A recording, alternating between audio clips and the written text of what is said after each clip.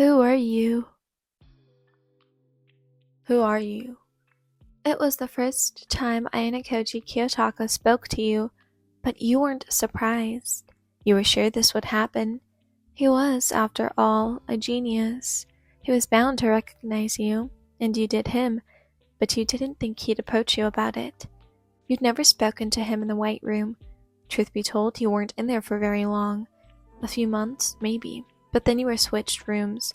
The program was much more adaptable for a kid around 6 or 7. After you'd switched, you'd heard rumors about there being a genius in one of the other rooms.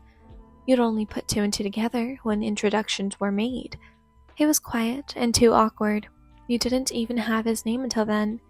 The only distinct memory you really have of somewhat interaction was right before you were switched rooms. You'd been in a group of about 20 kids, all of the same age. You were all told to stand in a line, and incidentally, Ayanokoji and yourself ended up right next to each other. A few seconds in, a kid started seizing. He'd fallen to the floor, and foam began coming from his mouth. His entire body vibrated like he was being electrocuted. You wanted to scream, but your face wouldn't react. You could only stare. It was like you forgot how to work your facial muscles, even though you were terrified. Ayanokoji had twisted slightly, bumping into you. You'd made eye contact for less than a single second, but it was like you could understand each other. It was the most humane thing either of you had done since you could remember. Although you didn't know what it was at the time, you often remembered the way his eyes heated up like a warm hug on a chilly night whenever you felt hopeless. And then the rumor started. But that was the past, and to get out, you'd done things unspeakable. You wanted to leave all of that behind, and you assumed he did too. So why? Why was he trying to make you remember? Why, Ellen, you said, trying not to fidget, though you knew your face conveyed absolutely nothing of your feelings. Ellen. He let the name roll off of his tongue, then placed a palm on his chin and seemed to think about his words before saying them. Okay, let me rephrase that. Who were you? Your heart hammered in your chest, but you knew exactly what to say. Being reminded of that moment, the warmth in his eyes, you know he didn't do that of his own volition. You'd been calling, screaming for someone to help you. You were reaching out, hoping to find a friend, and Ayanokoji had answered. Now, he was reaching out, calling for help and guidance, and it was your turn to answer. You forced yourself to look into his eyes, to look for that boy who hugged you with his eyes when the nights were cold and said, "No one. I was no one." Ayanokoji turned his head while blowing out air and stuck a hand in his pants pocket. How'd you do it? You felt your mouth twitch upward as you mimicked his actions. It was a bloodbath. You don't care. Eyes bored, you turned to him, as if you do.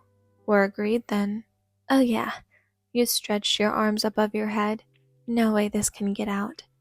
You're worse than our teacher. He shook his head and deadpanned.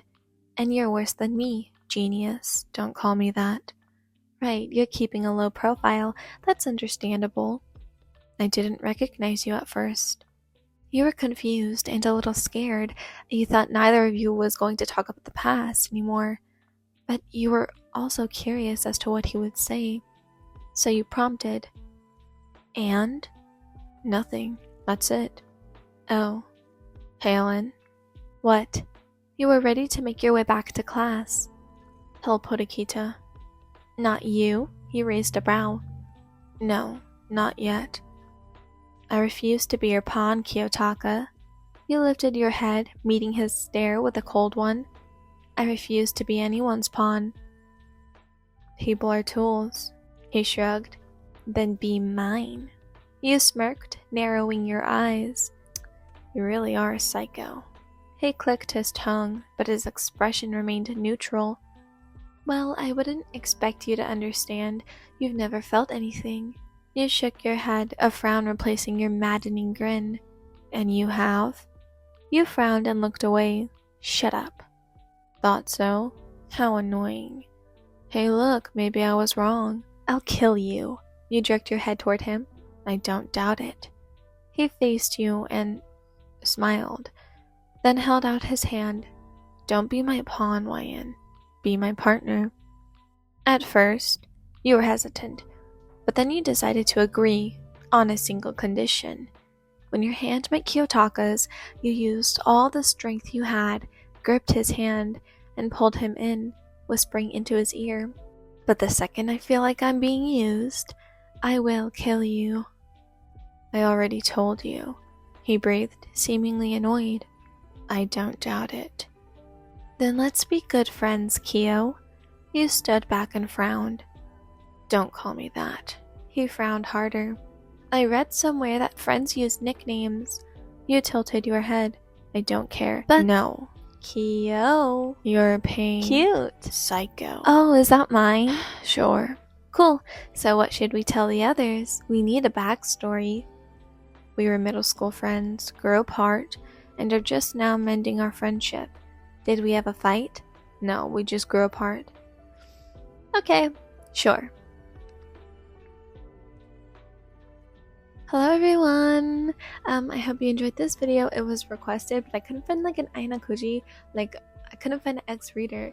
Like it was just like Ayanokoji X, Horikita Ayanokoji X, the blonde chick, and the white-haired girl, which honestly, Horikita, she's like my fucking wife, bro. Anyways, yeah, I wrote this in first period today, but when you're seeing this, it will be tomorrow. So I wrote this Wednesday, and when you're seeing this, it will most likely be a Thursday.